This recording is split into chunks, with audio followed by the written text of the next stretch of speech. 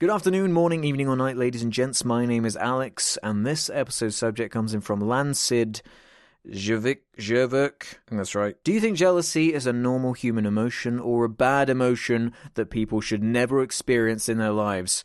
Now, me and everyone else in the world would be lying if they said they've never been jealous before, because everyone's jealous. Whether it's a good thing or a bad thing, I suppose, is the question here, but I'm going to go ahead and say no. I don't think jealousy is bad, necessarily. What you choose to do with your jealousy is kind of what it comes down to. I get comments all the time saying, oh, you just make videos about these things because you're jealous. And half the time that doesn't even make any sense. I'm not just going to say something about something popular just because I'm jealous of it, necessarily. Because that's such an easy, spoutable bullshit answer that you can just, oh, you're jealous. So it really does come down to how you decide, what you decide to do with it, funnel it. Are you going to turn that jealousy, are you going to dwell on it? Are you going to sit there and sulk while you're just thinking about whatever you're jealous over? Or are you going to take that jealous energy, the jealousy,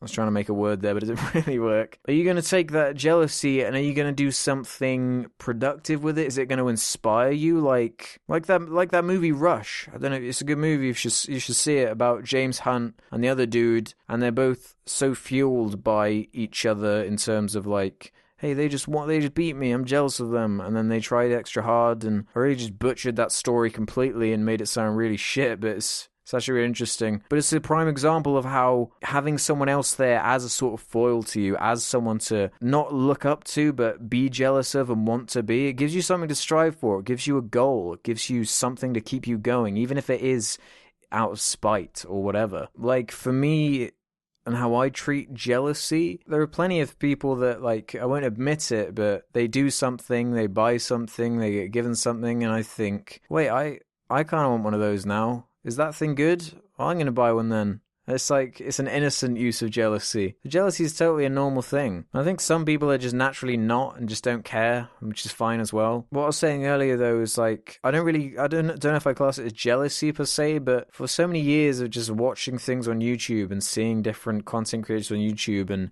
just sitting back and sort of criticizing it just to myself, like, what? This is garbage. I could do this.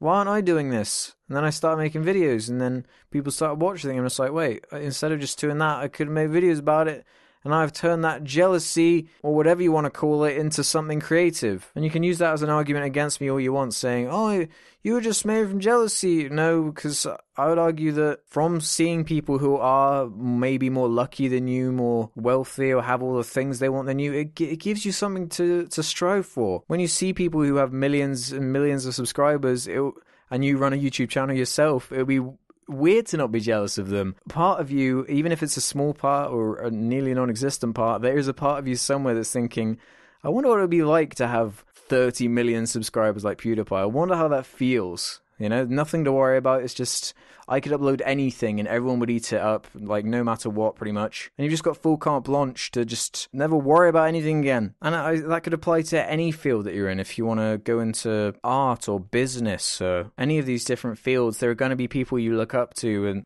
in terms of jealousy, of like, I want to be them. I'm jealous of them. I want to be them. You got to be reasonable about it, though. Like, I'm saying it that there's a level of jealousy that comes from a certain level of innocence. It's not necessarily through spite. I don't really take it to heart. It doesn't offend me.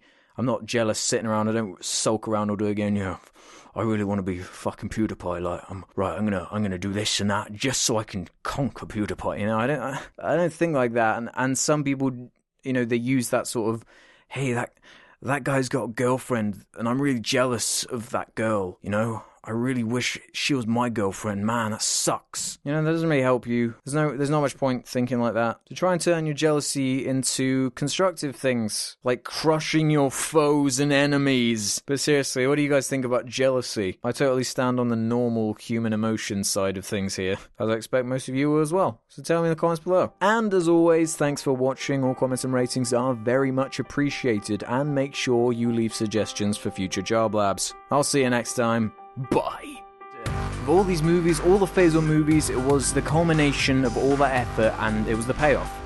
we've seen that now. When the opening shot of Age of Ultron is a huge battle scene that is just as awesome and well choreographed and cool as the ending of the first movie, then it's weirdly deflated in comparison, despite the fact that it is really super good. So after thinking about it for a while, I do prefer the second one over the first one.